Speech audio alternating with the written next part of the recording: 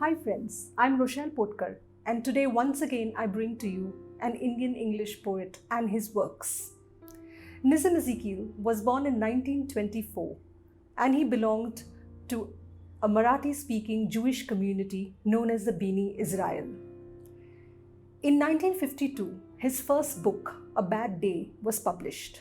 In 1983, Sahitya Akademi awarded him for his poetry collection, Latter-day Psalms. What I really liked about Nissim's poetry is that it juxtaposes sobriety with satire. He could arm twist the piety in language to make it humorous. And so today I have a collection of 5 poems, out of which some have somberness to it and some have humor.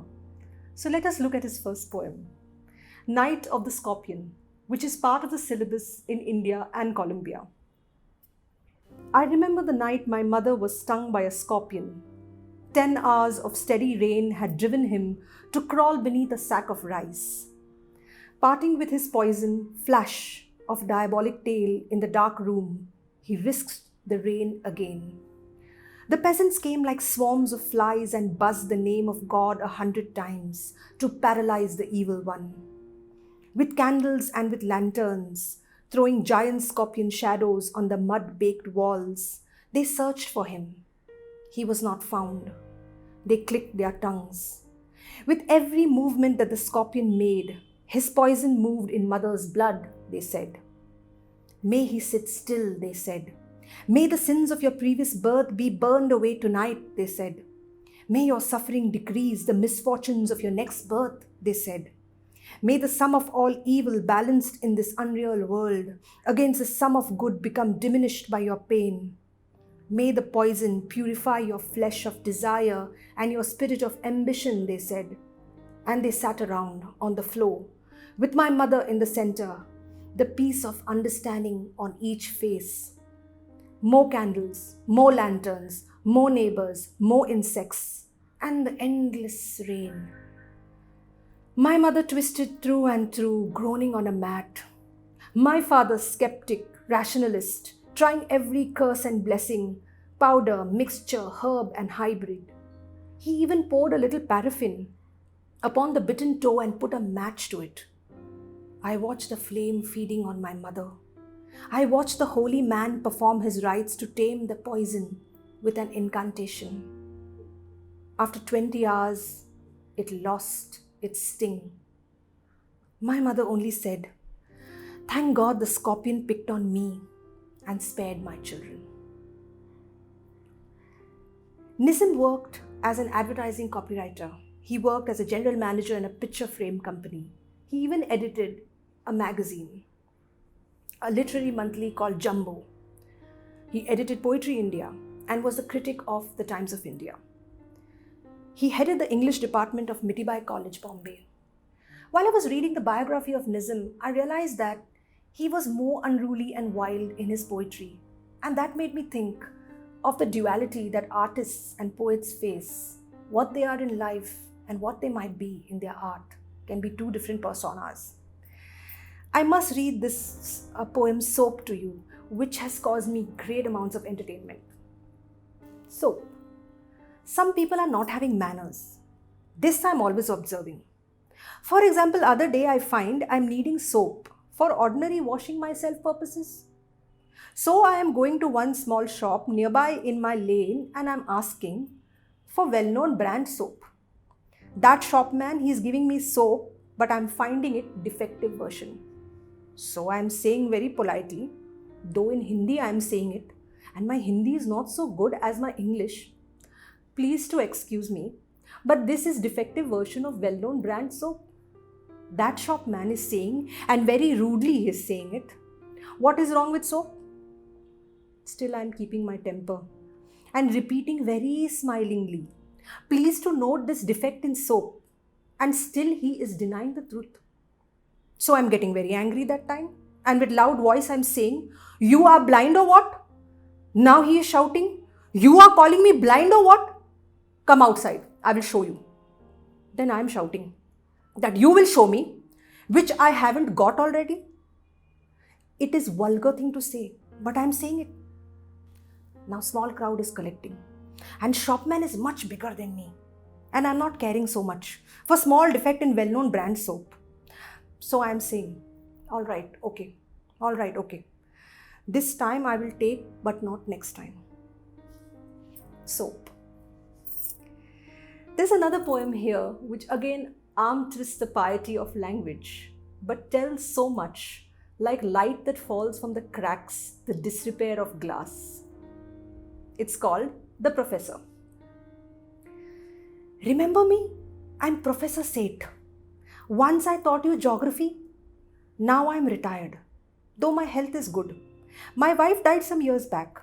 By God's grace, all my children are well settled in life. One is sales manager, one is bank manager. Both have cars. Others also doing well, though not so well. Every family must have black sheep. Sarla and Tarla are married. Their husbands are very nice boys. You won't believe, but I have 11 grandchildren. How many issues you have? 3? That is good.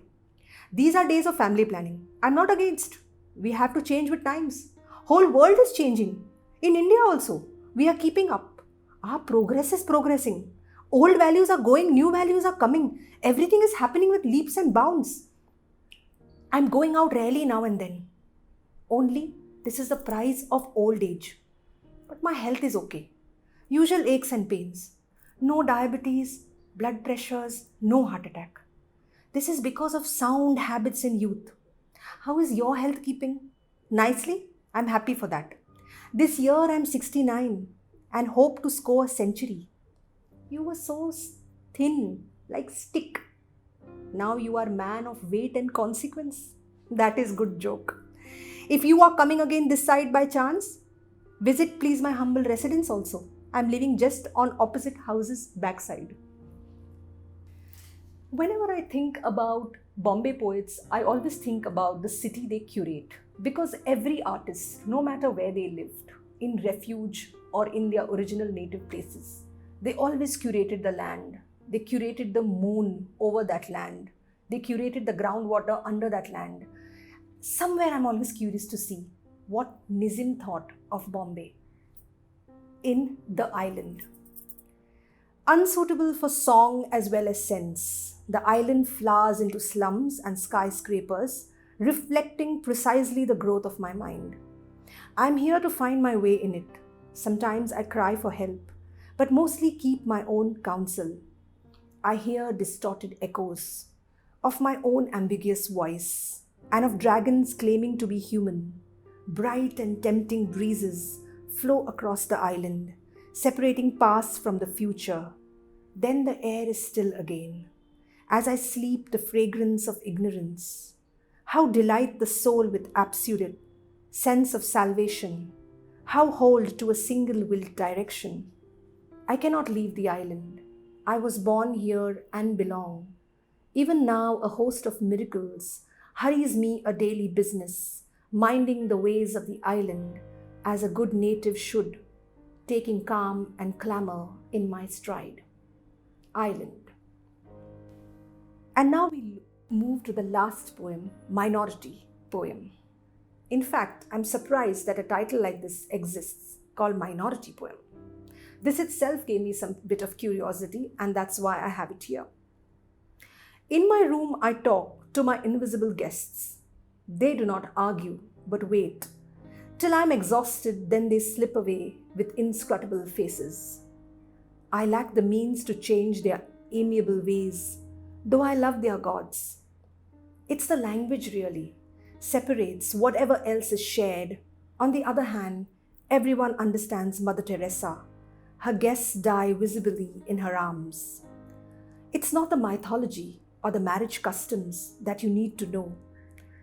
It's the will to pass through the eye of a needle to self-forgetfulness. The guests depart dissatisfied. They will never give up their mantras, old or new. And you, uneasy often of their racial memories, merely polish up your alien techniques of observation while the city burns. We are going to share with you a list of poetry books that Nissim wrote. Of course, Nissim wrote in cross genres, but this segment is only focused on his poetry and his poetry books. Do let us know how you found this video. If you have requests for other Indian English poets, do let us know and we'll try to cover their oeuvre. Thank you.